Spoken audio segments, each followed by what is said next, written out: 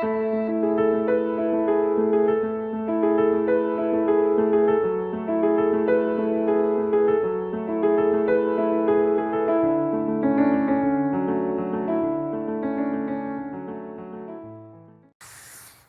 하나님께서 우리에게 주시는 말씀을 함께 보도록 하겠습니다.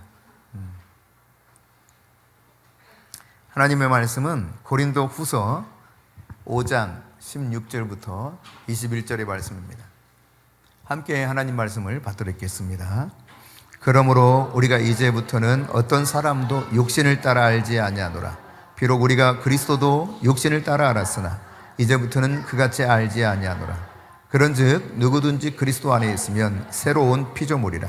이전 것은 지나갔으니 보라 새 것이 되었도다. 모든 것이 하나님께로서 났으며 그가 그리스도로 말미암아 우리를 자기와 화목하게 하시고 또 우리에게 화목하게 하는 직분을 주셨으니 곧 하나님께서 그리스도 안에 계시사 세상을 자기와 화목하게 하시며 그들의 죄를 그들에게 돌리지 아니하시고 화목하게 하는 말씀을 우리에게 부탁하셨느니라. 그러므로 우리가 그리스도를 대신하여 사신이 되어 하나님이 우리를 통하여 너희를 권면하시는 것 같이 그리스도를 대신하여 간청하노니 너희는 하나님과 화목하라. 하나님이 죄를 알지도 못하신 이를 우리를 대신하여 죄로 삼으신 것은 우리로 하여금 그 안에서 하나님의 의가 되게 하려 하심이라. 아멘. 우리에게 참 인생에서 중요한 질문 한 가지가 있다면 나는 누구인가? 라고 하는 질문일 겁니다. 여러분도 아마 진지하게 이런 고민하면서 과연 나는 누구인가?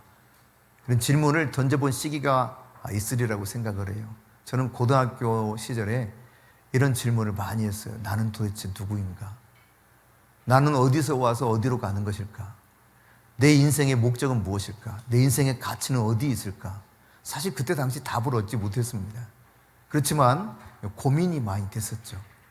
그러나 여러분, 이 나는 누구인가라고 하는 답을 찾기 위해서 사람들이 많은 방법을 찾아가요. 과학적으로도 이것을 이제 추적해서 나는 이런 존재야 라고 뭔가 자기 나름대로 결론을 내리려고 하죠.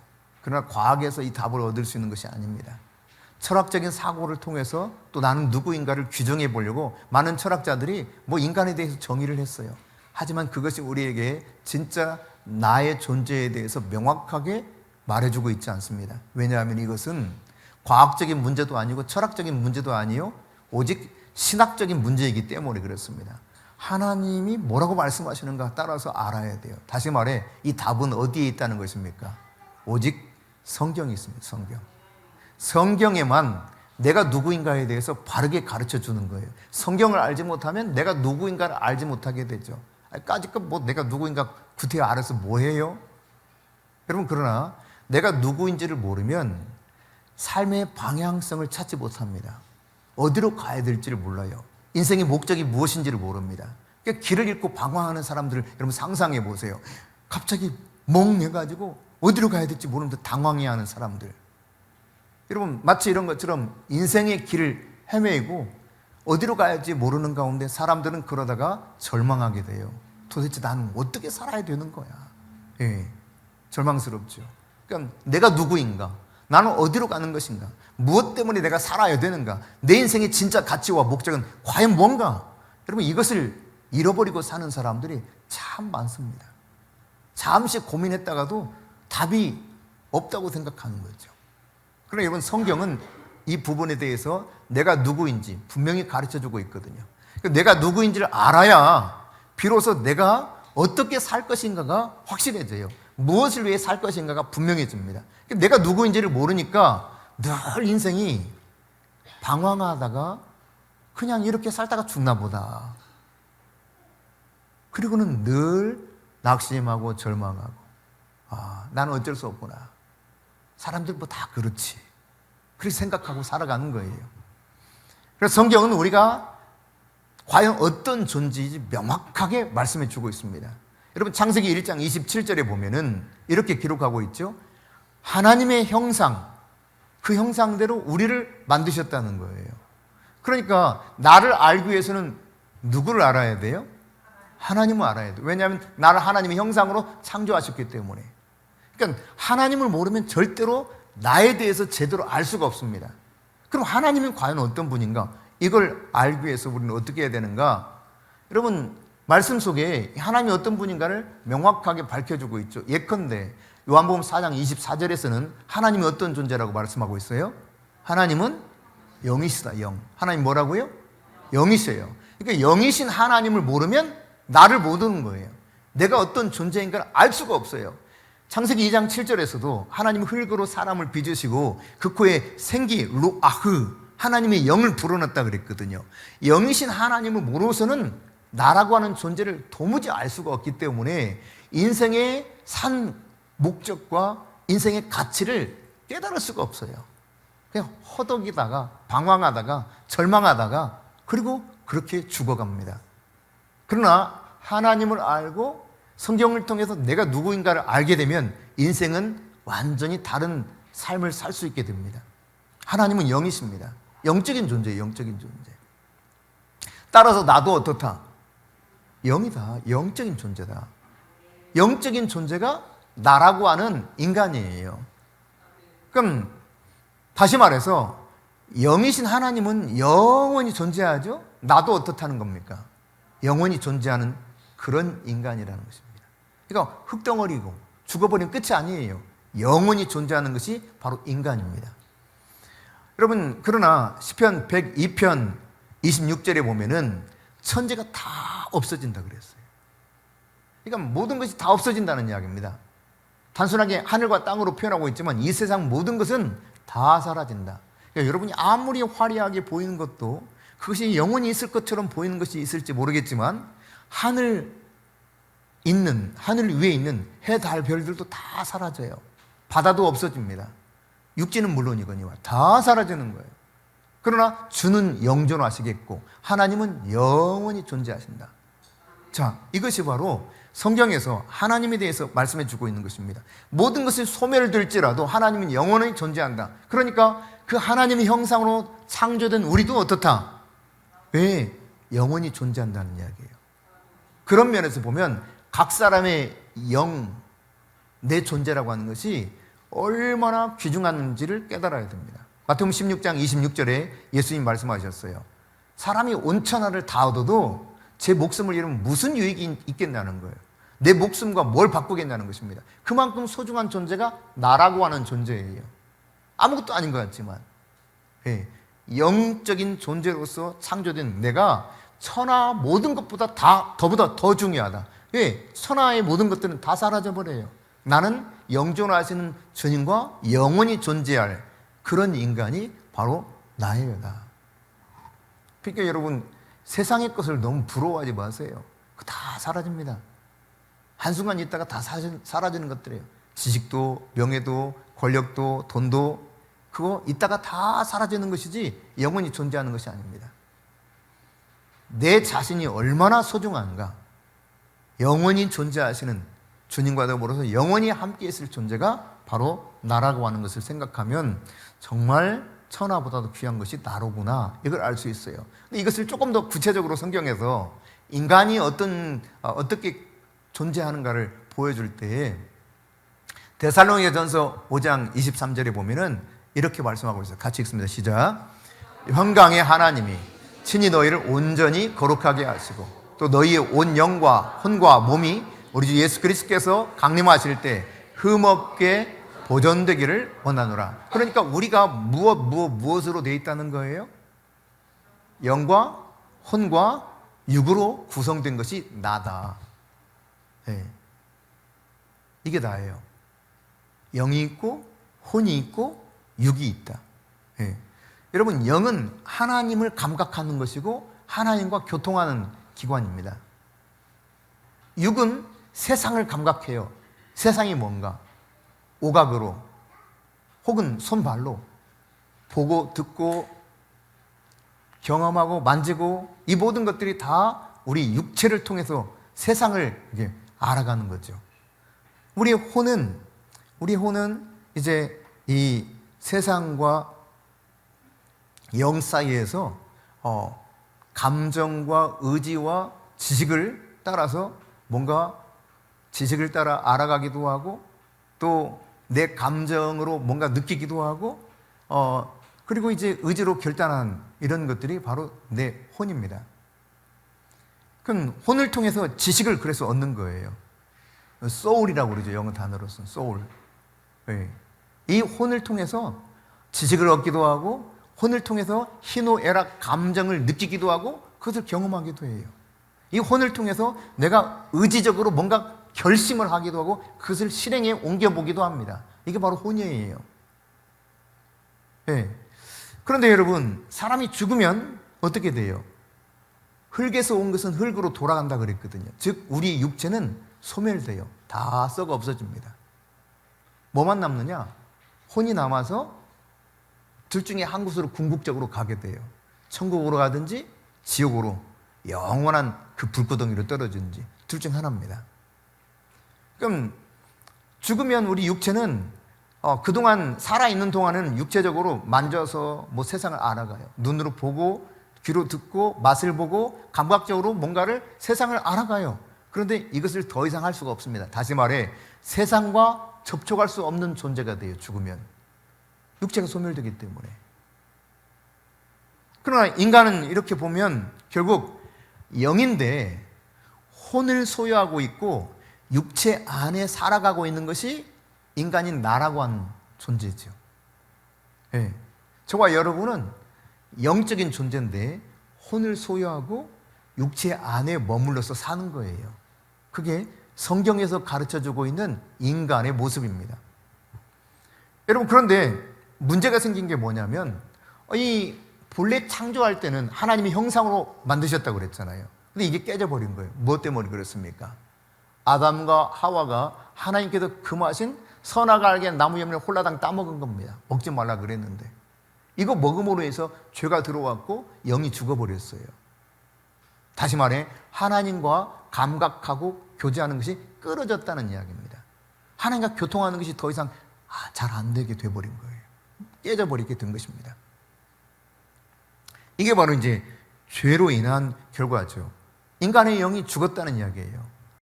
에베소 2장 1절 이하에 보면은 허물과 죄로 죽었던 너희를 그리스도가 살리셨다 그랬거든요. 그리스도를 통해서 하나님이 살리셨다는 거예요. 그러니까 예수를 믿지 않는 사람들은 사실상 건강하고 또 떵떵거리면서 사는 사람일지 모르지만 하나님의 관점으로 보면, 성경의 관점으로 보면 그 사람은 죽은 사람이에요. 죽은 사람. 영이 죽은 사람인 거죠. 하나님과 교통을 할 수가 없어요. 기껏 해봤자 인간의 혼과 인간의 육신을 통해서 밖에는 더 이상 이 세상을 알 수 없는 존재가 바로 하나님을 알지 못하는, 믿지 않는 불신자들의 모습인 것이죠. 그렇기 때문에 여러분, 하나님께로부터 오는 그런 영적인 것들을 깨달을 수가 없습니다. 그 하나님의 직감을 받을 수가 없어요. 그러니까 이 땅 가운데 하나님이 부어주신 놀라운 그 은혜들을 제대로 알 수가 없습니다. 하나님이 무슨 말씀하는지 들을 수도 없습니다. 그럼 마치 버림받은 존재처럼 우주에 그냥 버려진 고와 같은 느낌을 받는 거예요. 여러분이 영이 충만하지 않았을 때 마치 고와 같은 심정이 드는 것은 바로 이 하나님의 말씀과 성령으로 내가 충만함을 받지 못했을 때 자동적으로 그렇게 혼이 발동하게 만들어서 나는 버려진 존재구나, 이렇게 생각하게 되거든요. 그러니까 신령한 하나님의 지혜로부터 그냥 저 멀리 떨어진 존재가 되어버린 것입니다. 하나님이 없는 사람. 그러니까 영이 죽었기 때문에 결국 뭐가 작동해요? 혼이 작동하는, 혼이. 그러니까 나의 감정이 다인 줄 알아. 감정 만능주의에 빠지게 됩니다.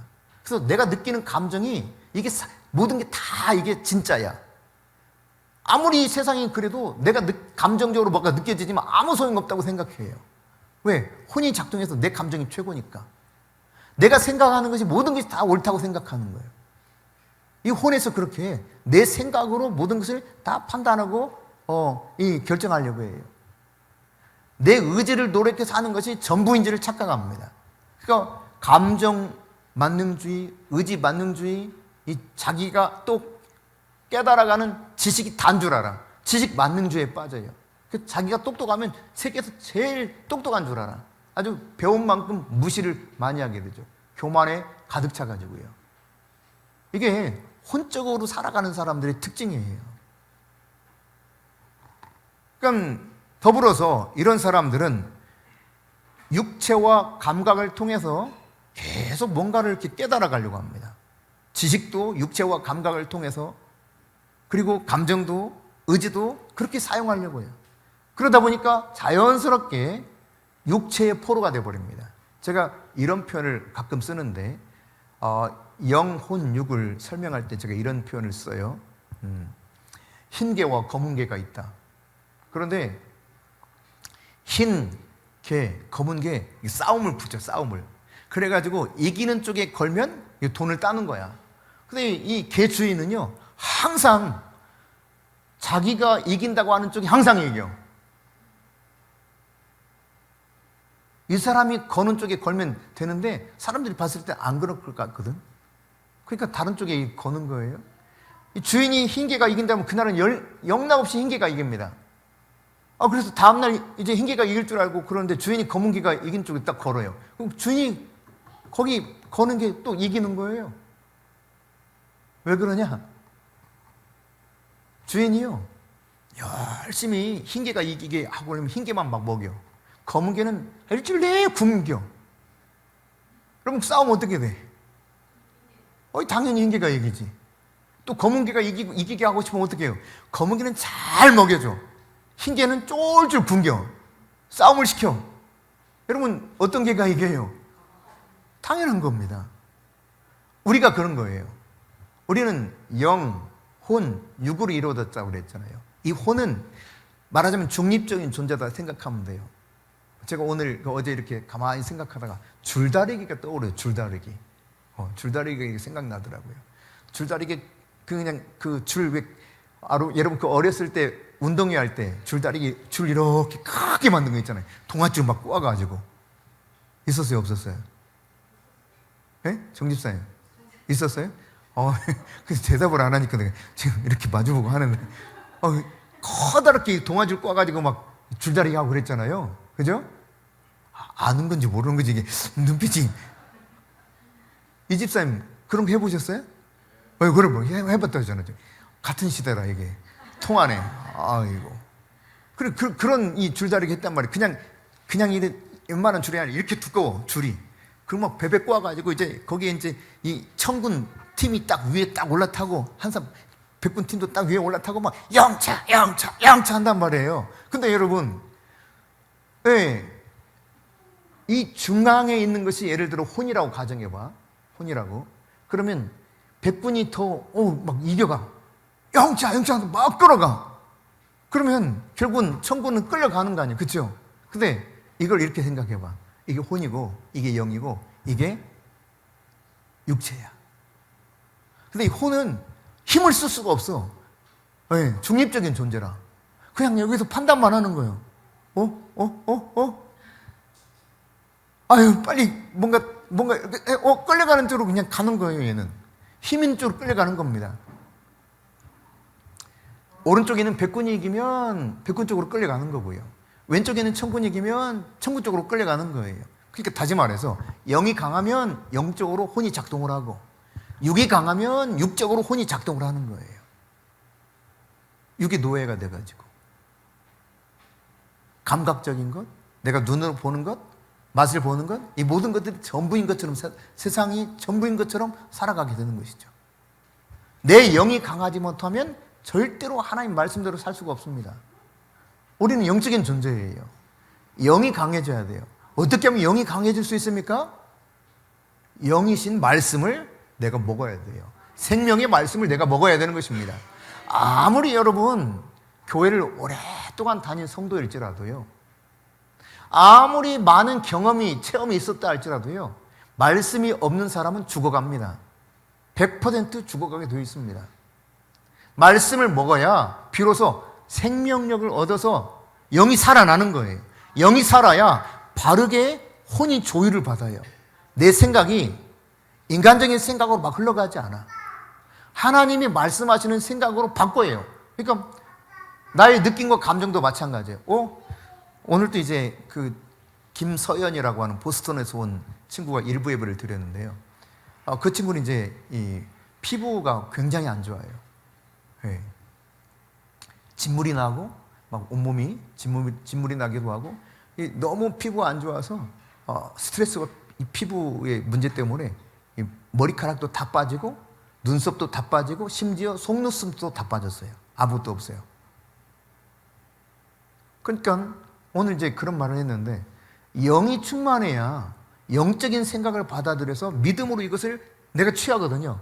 근데 이게 영이 충만하지 않으면, 즉 말씀이 없으면 늘 내가 보고 느끼고 감정적으로 깨달아지는 것을, 내가 지식으로 정보로 받아들이는 것을 내가 그것을 수용하게 돼 있는 거예요. 그러면 이 사람은 어떻게 반응합니까? 절대로 말씀대로 반응할 수가 없어요.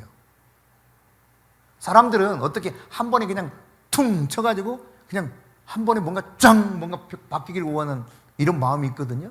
마치 로또를 바라보는 그런 이 심정처럼 이러다가 어쩌다 로또 한번 맞으면 된다고 생각하는 거죠. 인생을 그렇게 살아가려고 해요. 여러분, 영적인 삶은 그렇게 되질 않습니다. 꾸준히, 여러분, 제가 아까 이야기했잖아요. 오늘 밥 먹는 거 좀 미뤄야 되겠다. 내일 미뤄야 되겠다. 3일 동안 미뤄야 되겠다. 해본 적 있어, 그렇게? 아이고, 말도 안 되지. 그렇게 미루면서, 밥 먹는 걸 미루면서 살려면 짜증날 거예요. 그냥 그 사람, 조금 더 심하면 그 사람 막 때려주고 싶을 거예요. 더 심해지면 그 사람 가서 죽이고 싶을 거예요. 왜 나를 못 먹게 하냐고. 근데 영의 양식은 사람들이 아무리 먹어라 해도 잘 안 먹으려고 그래요. 그러면서 강해지길 원해. 그러면서 믿음으로 뭔가 놀라운 역사를 경험하기를 원해요. 이게 얼마나 말도 되지 않는 이야기입니까?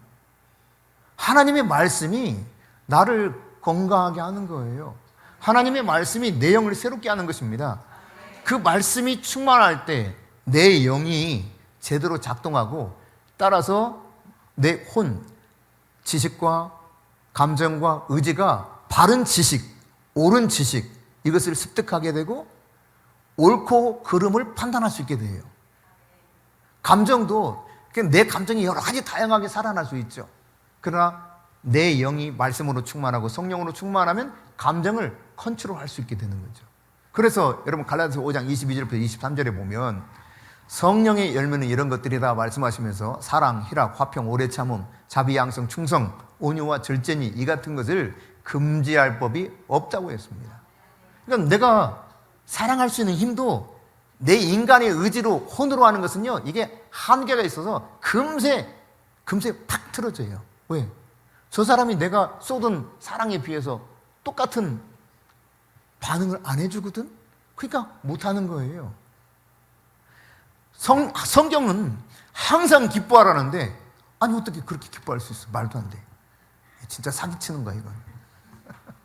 하나님 진짜 나를 계속 지금 아이들 말로 뭐라 그래요? 가스라이팅 하는 것 같아. 아이고, 내가 저 말 안 들어야 돼. 지금 내가 어떻게 이 상황에서 기뻐할 수 있다고? 말도 안 돼. 성경은 항상 기뻐라고 그러거든요. 성경은 뭐라 합니까? 범사에 감사하래. 아니 지금 이 지경인데 어떻게 될까 감사해.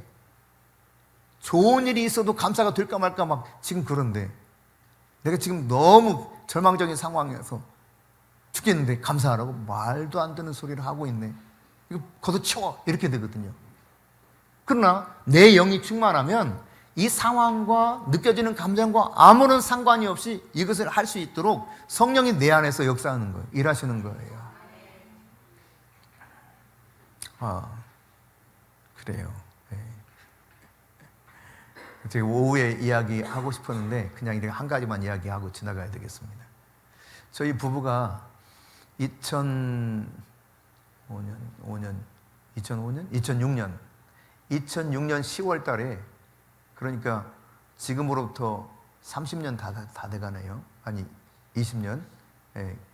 이제 내년이면 만 20년이네. 예. 지금 만 19년 지났는데, 그때 이제 영동고속도로 이렇게 쭉 들어가기 바로 얼마 전입니다. 한 500m 조금 더 가면 영동고속도로 진입하는 거예요. 한 1km 채 안 될 거예요. 거기가 이제 만수동인데, 만수동 이렇게 약간 커브길이에요. 이렇게 가는데 제가 그때 1차선으로 운전했거든요. 제가 1차선을 자주 탑니다. 이게 좀 빨리 가는 걸 좋아해서. 젊은 시절에 특히 그랬어. 그러니까 20년 전이니까.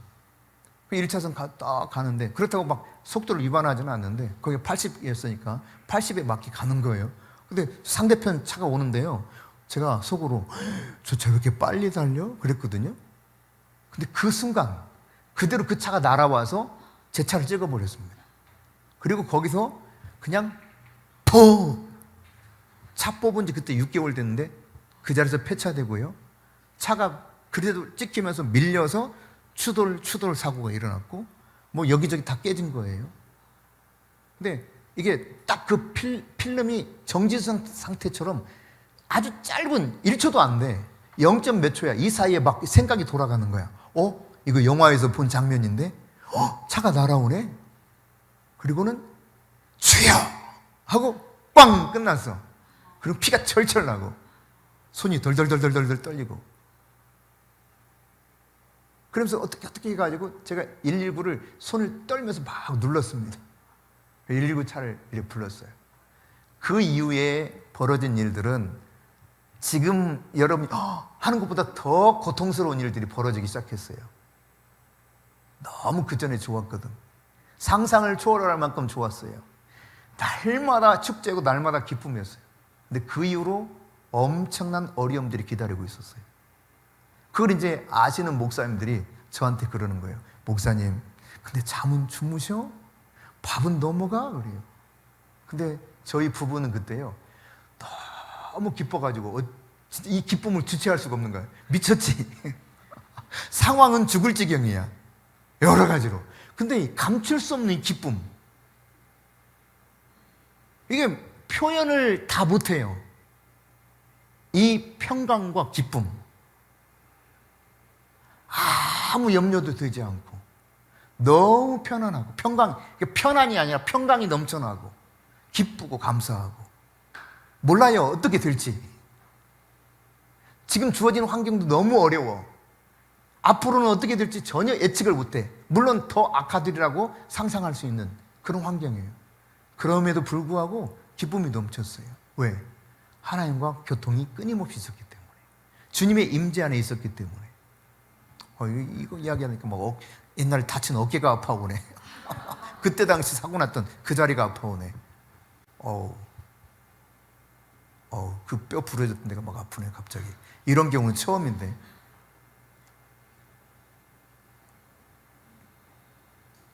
근데 여러분, 상황이 그렇게 안 좋은데 너무 평강이 넘쳐난다니까. 감사가 너무너무 넘쳐나고. 그래서 이해를 못하겠대, 사람들이. 우리가 밥 잘 먹고 편안히 잘 지내고 있다니까 이해를 못하겠다는 거예요. 나 같으면 진짜 너무 화가 나서 잠도 못 자고 밥도 그냥 넘어가지 않을 거라고. 여러분, 영이 살아있으면 내가 느껴지는 대로 반응하지 않아요. 내가 보여지는 대로 반응하지 않습니다. 근데 이 영이 충만하지 못하면 보여지는 게 다야. 내가 감각되는 게 다야. 내가 느껴지는 게 다야. 그러니까 나의 의지, 나의 감정, 나의 생각이, 혼이 나를 지배해버려요. 그러다 보면 결국은 육체의 종노릇을 하면서 살아가게 될 수밖에 없습니다.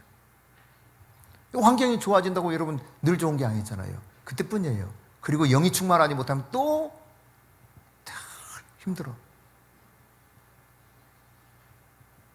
그러니까 영이신 하나님과 함께 교통하는 삶이 끊어지는 순간 바로 이 죽음이 찾아오는 거예요, 사실은.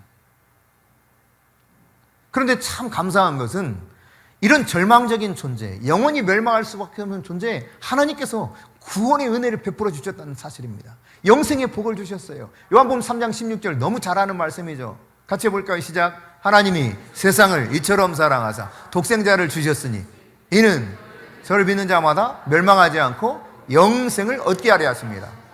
여러분, 예수님이 우리에게 영생을 주시려고 십자가에 죽임당하시고 그를 믿는 모든 자에게 더 이상 이런 멸망, 영원한 저주가 없도록 하시고 복을 주셨다는 거예요. 영생의 복. 영이신 그분과 영존할 수 있는 복을 주셨다는 사실이에요. 할렐루야. 그러니까 예수님의 이 십자가에서 죽으심, 이것을 대속이라는 표현을 쓰죠. 예수 그리스도의 대속의 은혜가 결국은 우리로 하여금 죄와 저주로부터 완전히 해방을 받게 하신 것입니다. 영이 살아나게 만든 것이에요. 하나님과 다시 교통하게 될 수 있게 되는 것입니다. 하나님과 교제가 회복되도록 성령을 보내주셨어요. 할렐루야. 그래서 이제 하나님의 소리가 들리는 거예요. 하나님의 소리. 하나님의 음성이 들리기 시작하는 거예요. 하나님을 감각할 수 있게 되는 거예요. 아, 하나님이 이런 분이구나. 구체적으로 깨달아 알 수 있게 되는 겁니다. 그래서 이제 하나님의 음성을 듣고 하나님과 교통하니까 내 혼과 나의 육체를 영이 다스려 가기 시작해요. 영이신 하나님과 더불어서 내 안에 계신 성령님이 나의 혼과 나의 육체를 다스려가면서 그분이 원하는 방향으로 살아가게 만들면서 내 인생이 무엇인지, 나는 무엇을 위해 살아야 되는지, 나의 궁극적인 목적은 어떤 것인지 이것이 명확해지기 시작한다는 이야기죠. 그렇습니다, 여러분. 구원받은 나는 이런 영적 존재인 것입니다. 그래서 내가 가지고 있는 지식과 그리고 생각과 의지와 감정, 이것보다 훨씬 더 위대한 것이 있다면 그것은 나의 영이에요. 나의 영. 그러니까 이런 구원받은 사람은 더 이상 혼의 다스림을 받지 않아요. 내가 생각되는 대로 살지 않아요. 성경의 말씀이 무엇을 가르치고 있는가로 그 생각을 바꿉니다. 근데 이것은 계속 훈련이 돼야만 이게 되는 거예요. 그냥 한꺼번에 무슨 부품 갈아 끼우듯이 그게 되는 게 아니에요. 인간이 아닌 이상. 내가 살아온 습관대로 사는 것이 내가 잠시 들었다고 그 지식으로 사라지는 것이 아닙니다. 내 습관이 바뀌어야 돼요. 생각하는 습관도 바뀌고 감정을 느끼는 것도 바뀌고 나의 의지도 바뀌어야 돼요. 모든 게 변화가 와야 됩니다. 성경 말씀을 통해서 계속 이게 훈련돼야 되는 것이죠. 그렇게 되면 자기 생각을 더 이상 고집 부리지 않습니다. 아, 내 생각이 이랬는데 하나님이 이렇게 말씀하시는구나. 내 고집을 안 부려요. 아, 하나님이 지금 이렇게 가르쳐주고 계시네. 하나님 나를 이렇게 책망하고 계시네. 하나님 나를 이렇게 바르게 고쳐주시네. 그 말씀 따라서 내가 순종의 삶을 살게 됩니다. 이게 육체의 정욕대로 살 수가 없죠. 이제는 그냥 내가 느껴지는 대로 살아. 내가 좋은 대로. 육체는요, 그냥 쾌락이 좋아요. 어떤 육체든지 똑같습니다. 내가 영으로 조율을 받지 않으면, 통치를 받지 않으면 사람은 혼이 시키는 대로 육체적 감각대로 사는 거예요. 그러니까 마귀의 종노를 하면 살 수밖에 없게 되는 것이죠. 에베소 4장 22절부터 24절입니다. 같이 읽습니다. 너희는 유혹의 욕심을 따라 썩어져가는 구습을 따르는 옛사람을 버리고 오직 너희의 심령이 새롭게 되어 하나님을 따라 의와 진리의 거룩함으로 지으심을 받은 새 사람을 입으라. 그러니까 우리가 이런 삶을 살 수 있도록 이미 바꿔놓으셨는데 여전히 옛사람의 모습대로 살려고 한다면 이거 바꿔야 된다는 거예요. 의와 진리로 거룩함을 입으라 그랬습니다.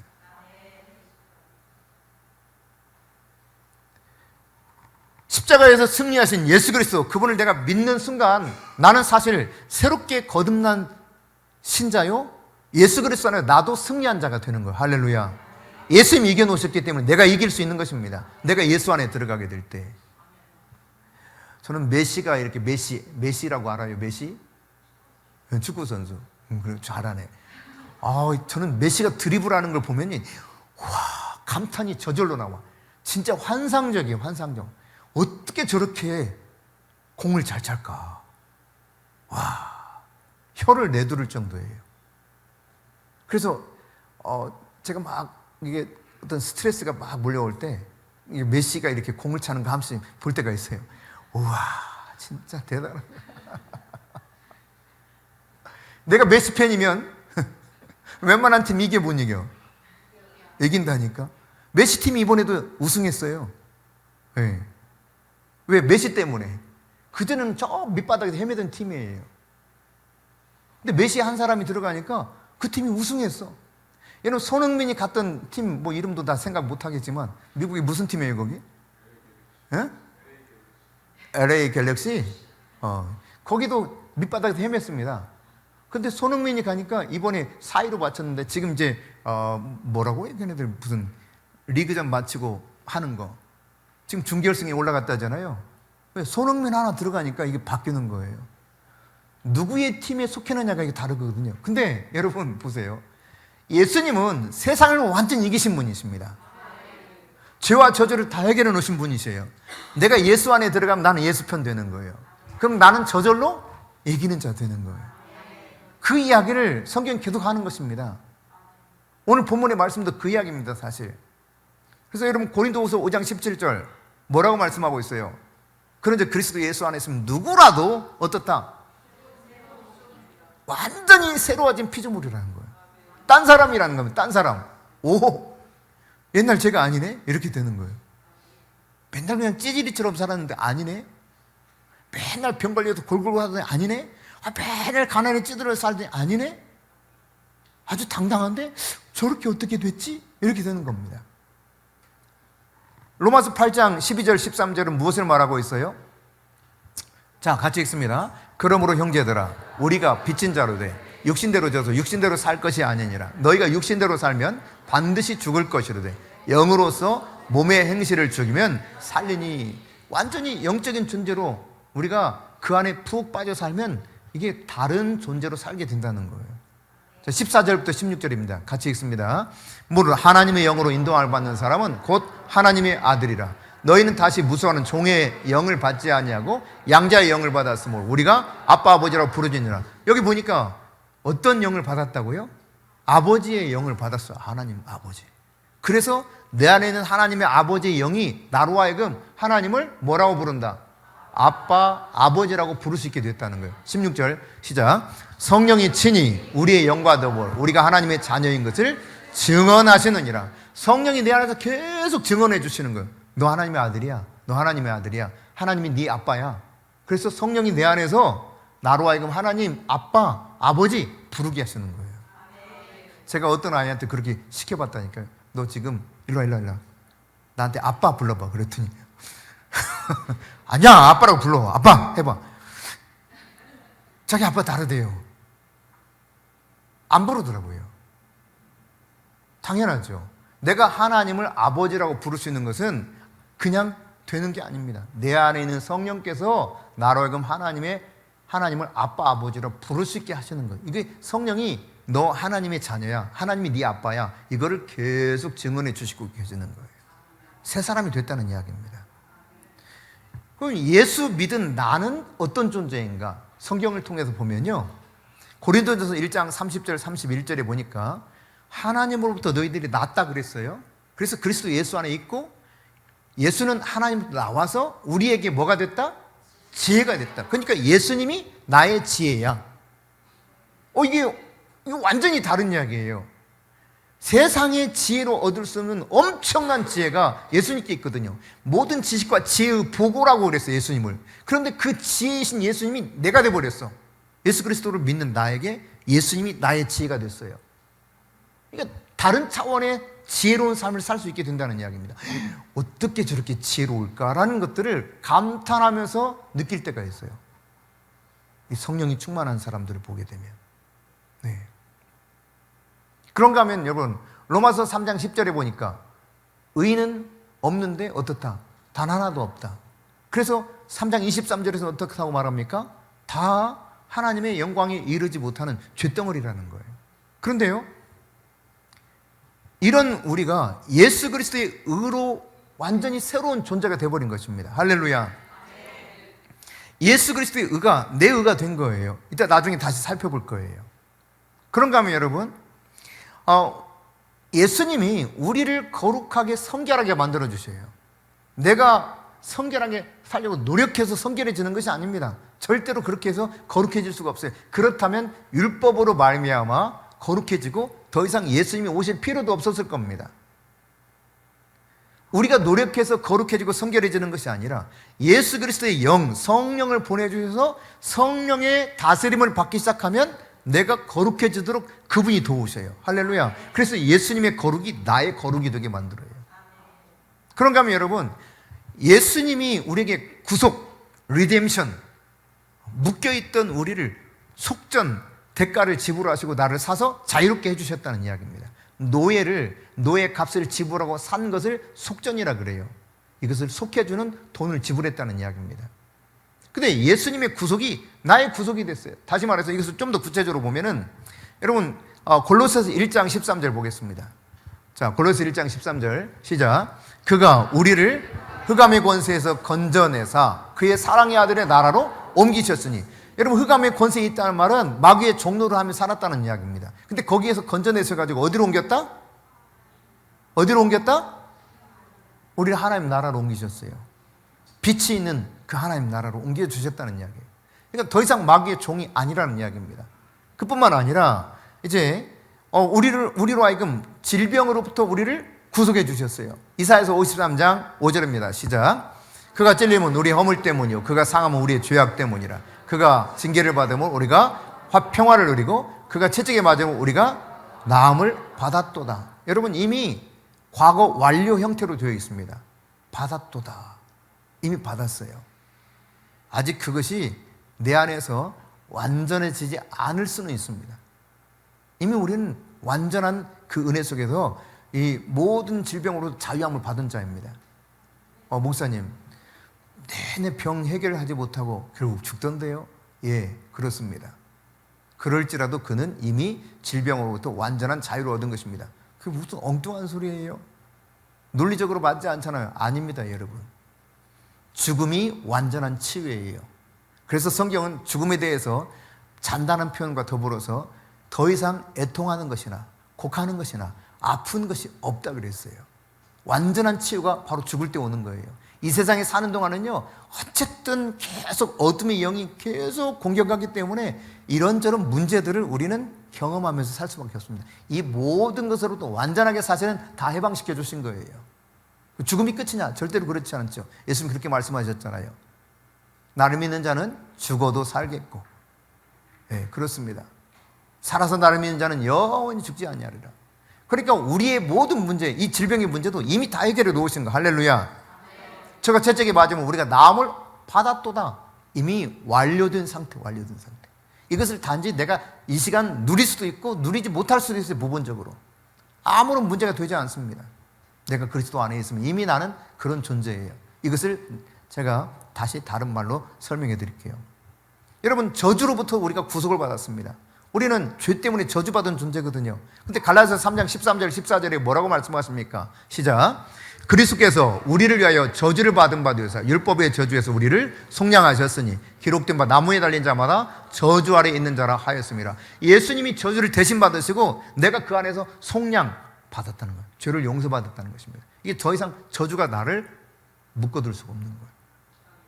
여러분, 그런가 하면 여러분 놀랍게도 여러분이 아마 제일 좋아하는 말씀이 될 수도 있습니다. 고린도후서 8장 9절입니다. 시작. 우리 주 예수 그리스도의 은혜를 너희가 알거니와 부유하신 이로써 너희를 위하여 가난하게 되심은 그의 가난함으로 말미암아 너희를 부유하게 하려 하심이라. 아멘. 아멘입니까? 성경 말씀은 다 아멘이야, 아멘. 얼마 전 에이펙 회의 때 경제인 중에 한 사람, 세계에서 제일 부자 누가 왔었어요? 잘 아네. 젠슨 왕 왔어요. 젠슨 왕. 젠슨 왕이 여러분 얼마나 부자가 됐는지 모릅니다.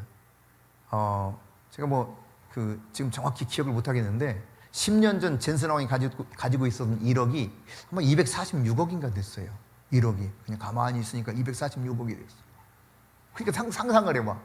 100억을 가지고 있으면 어떻게 되는 거예요? 246배가 된 거예요. 상상을 초월하는 부자가 된 겁니다. 근데 이렇게 가정해 보자고 말이야. 서연아. 아니, 서연이가 아니지. 현서야. 거꾸로 말했네. 현서야. 젠슨 왕이 딱 너를 보더니, 오우, 서현? 오늘부로 내가 너를 나의 유산을 상속받는 상속자 명단에 넣겠어. 하는 거야. 그래서 딱 이름이 올라갔네? 그 순간 어떻게 된 거예요? 가난뱅이야? 내가 뭘 노력해가지고 지금 가난뱅이에서 탈출했어요? 그냥 그 상속자 명단에 들어가는 순간 현서는 어마어마한 부자가 된 거야. 그래요, 안 그래요? 말로 표현할 수 없는 엄청난 부자가 된 거예요. 만약 그런 일이 있었다면 지금 막 입이 이렇게 걸려서 다니겠지. 근데 내가 놀라운 이야기를 해줄게요. 지금 이 이야기가 바로 그런 이야기예요. 부유하신 그분이 가난하게 되심은, 여러분 아무리 젠성왕이 부자일지라도 미국 땅덩어리 전체 가졌어요? 에이, 한 주를 좀 가졌어요? 한 주? 에이, 아니잖아요. 그런데 이 우주 만물의 주인이신 예수님이 얼마나 부유하신 분이겠어. 근데 가장 가난한 몸으로 이 세상에 오셨어요. 그래서 누울 자리도 없어. 태어나서 짐승의 먹이통에 누였어요. 그렇게 가난하게 오셨어요. 왜 그렇게 오셨다고요? 우리를 그리스도 안에서 부유하게 하려 하십니다. 나를 그 상속자 되게 만들려고.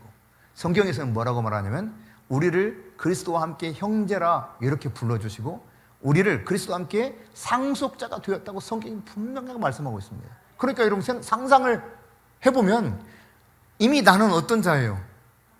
상상을 초월할 만큼 부유한 자입니다. 믿어지십니까? 유산은 지금 당장 내가 받지 못해도 이미 내 것이 돼 있는 몫이 있잖아. 그죠? 이 몫을 내가 누릴 수 있는 날이 오는 거예요.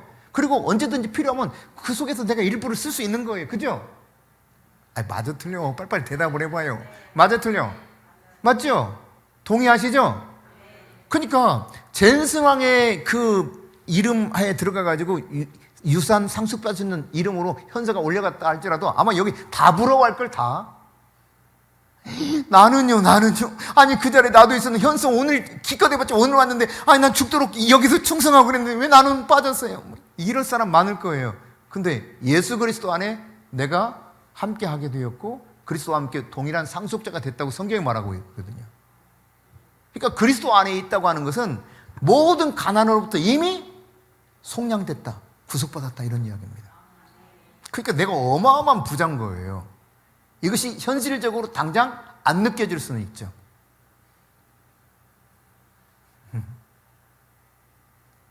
지금이야 뭐 삼성 회장이 CEO가 이재명 씨지만 이재명이란다.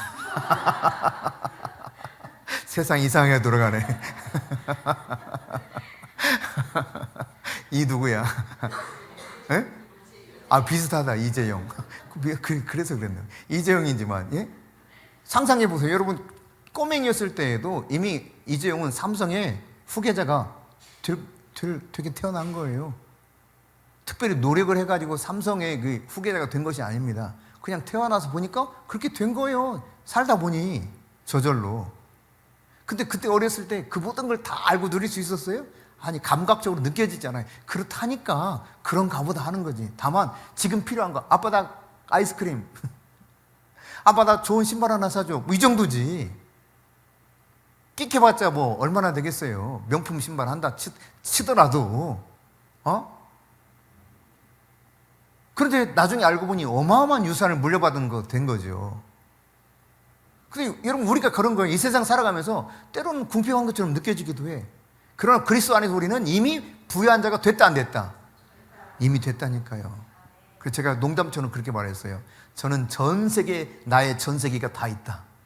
내가 너무 관리하기 힘들어서 다 맡겨둬가지고 관리 하나 수고했어요. 내가 미국 갈 텐데 한 150만 원만 줄까? 오케이. 그리고 내가 그냥 관리하느라 수고했다 그렇게 일부 이렇게 던져주고 간다니까요. 여러분 그리스도 안에서 우리가 얼마나 부유한 자인가를 깨달아야 돼요. 할렐루야. 그렇습니다. 여러분 우리가 이렇게 예수 믿은 나라고 하는 존재가 어마어마하게 변화된 새로운 피조물이야. 자, 5장 16절 본문으로 다시 돌아봅시다. 시작. 그러므로 우리가 이제부터는 어떤 사람도 육신을 따라 알지 않냐노라. 그러니까 보이는 대로 여러분 보지 마세요. 나 자신을 볼 때도, 옆 사람을 볼 때도 보이는 대로 보지 마세요. 육신을 따라 알지 않냐노라. 이렇게 그냥 아예 단언했어요. 바울이 계속 읽습니다. 시작. 이제부터는 그렇게 안 알겠다는 거예요. 옛날은 육신대로 알았지만 알고 보니 아니구나. 육신대로 알았을 때는 바울이 핍박자요, 폭행자요, 아주 그냥 죄인 중에 교수였습니다. 그런데 그렇게 깨달아지고 나니까 완전히 예수 그리스도가 얼마나 귀한 존재인가를 깨닫고 그는 나의 주요 나는 그의 종이다 그러잖아요. 근데 이 그러므로라고 하는 말은 앞에 문장을 받은 거잖아요. 그렇죠? 그러므로 이제 이렇게 다르게 보게 되었다는 건데 어떻게 되었기 때문에 그런가? 15절입니다. 시작. 그가 모든 사람을 대신하여 죽으심은 살아있는 자들로 하여금 다시는 그들 자신을 위하여 살지 않고 오직 그들을 대신하여 죽었다가 다시 살아나신 이를 위하여 살게 하라 하심이라. 그러니까 예수님이 대신 죽어주셨다는 사실을 알게 되었어요.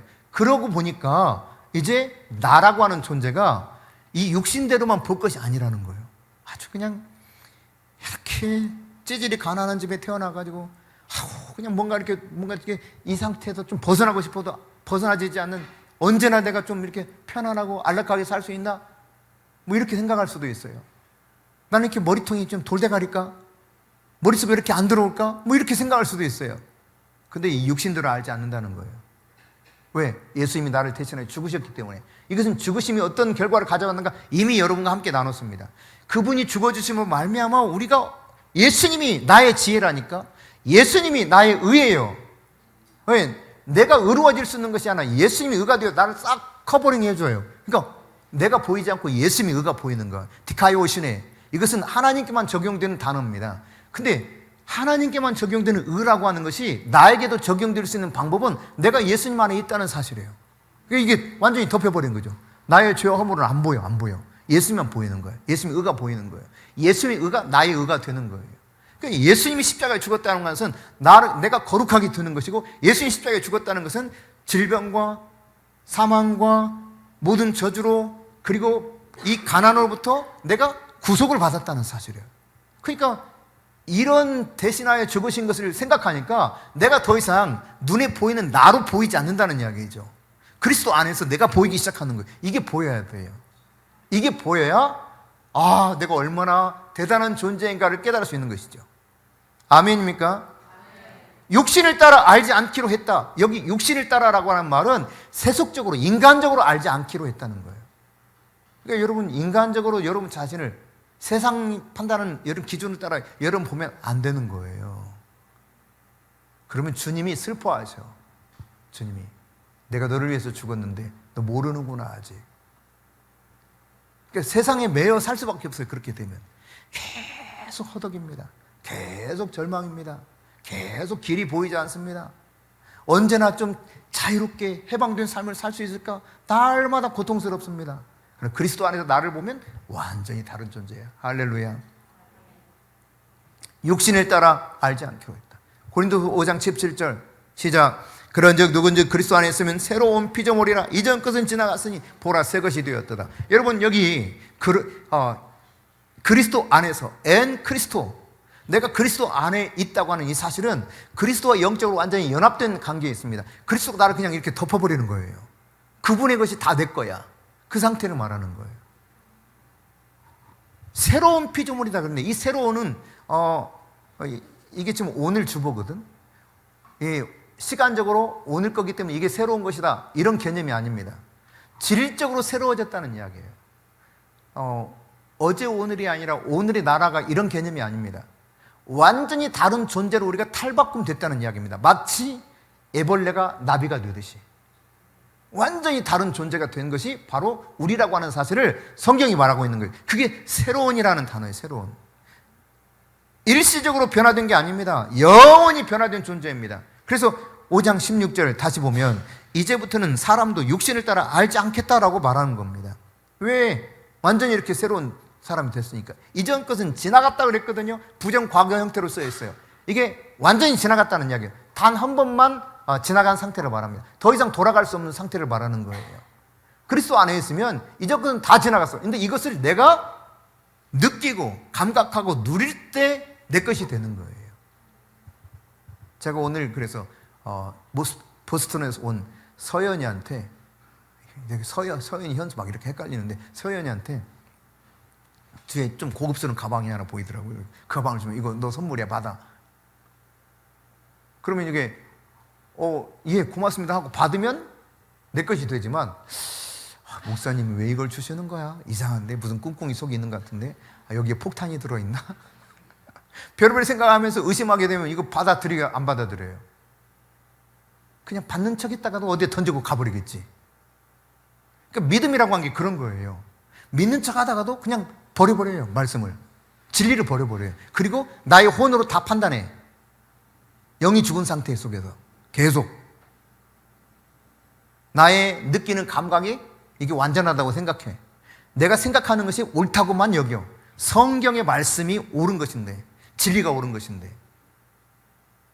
나의 결단이 최고라고 생각하는 거예요. 나의 의지가 무너지면 아무것도 안 된다고 생각하는 거예요. 아닙니다, 여러분. 여러분 더 깨져야 돼요. 팍 깨져야 됩니다. 여러분의 의지가 완전히 바삭나야 돼요. 그리스도 안에서 새로워야 되는 것입니다. 그럴 때 비로소 약할 때 강하다라고 하는 말이 어떤 의미인가를 알 수가 있게 돼요. 하나님을 알면 알수록 여러분을 깨지게 하는 작업을 할 겁니다. 나 계속 죽게 만들어요. 나는 죽고 예수로 살게 만들어요. 그럴 때 비로소 이게 진리가 제대로 깨달아지기 시작하는 거예요. 이전 것은 지나갔으니 새로운 피조물이 되었도다 그래요. 되었도다 이 말도 완료 형태를 씁니다. 더 이상 여기에 어떤 것을 하지 않아도 끝나버린 상태예요. 그러니까 예수 안에서 이거 다 된 거예요. 다만 내가 이것을 느끼고 받아들이고 온전하게 취할 때 내 것으로 여겨지는 거죠. 그러니까 이걸 설명했더니 그렇게 이야기하더라고요, 서연이가. 그러면 목사님 내가 의지적으로 그걸 받아들여야 되겠네요? 맞아. 리시브 해야 돼, 리시브. 내가 받아들여야 돼. 영접한다는 표현이죠. 그때 내 것이 되는 거예요. 근데 안 받아들이거든. 왜? 눈으로 보이는 것이 다라고 생각하니까, 감각되는 것이 다라고 생각하니까, 내 감정이 느껴지는 것이 다라고 생각하니까, 이걸 더 소중하게 생각하니까 하나님의 영이신 말씀을 받아들일 수가 없어요. 진리를 거부하는 계속. 그러나 여러분 5장 18절입니다. 시작. 모든 것이 하나님께로서 났으며 그가 그리스도로 말미암아 우리를 자기 화목하게 하시고 또 우리에게 화목하게 하는 직분을 주셨으니, 이 모든 것이요 하나님께로부터 왔대요. 내가 뭔가를 해서 얻어낸 것이 아니에요. 하나님 그냥 값없이 주신 거예요. 주님 우리 그냥 주신 거예요. 히브리서 12장 2절에 보니까 믿음의 창시자, 주라고 그랬는데 창시자를 말합니다. 믿음의 창시자요 온전하게 하신 분이 예수라는 것입니다. 그러니까 예수님 안에 있으면 믿음이 저절로 들어와. 예수님 안에 있으면 나도 온전해져요. 그 은혜가 그냥 하나님으로부터 와서 나에게 주어져서 그런 나에게 엄청난 직분을 맡기셨어요. 그게 뭐냐? 화목하게 하는 직분을 맡기셨어요. 직책을. 이게 내가 할 수 있는 일이 아닙니다. 그리스도 안에서 변화된 나에게 그분이 그냥 이렇게 주신 일인데, 화목하게 하는 말씀까지 딱 주시고 이걸 하라고 그래요. 다른 말로 말하면 하나님께서 이 전권 대사로서, 그리스도의 대사로서 다 맡겼다는 이야기예요. 예수님 직접 와서 하지 않습니다. 우리를 통해서 세상을 변화시켜 가거든요. 그리스도의 대사, 사신이 되었다고 표현하거든. 오늘 여기 본문에서 보면 20절. 그러므로 우리가 그리스도를 대신하여 사신이 되어 하나님이 우리를 통하여 너희를 권면하시는 것 같이 그리스도를 대신하여 간청하노니 너희는 하나님과 화목하라. 내가 그리스도의 사신, 즉 정권을 맡은 그리스도의 대사라는 거예요. 그러니까 우리를 하나님께서 이렇게 취급하고 계세요. 이렇게 할 수 있는 이유가 뭐냐면 21절이에요. 21절 시작.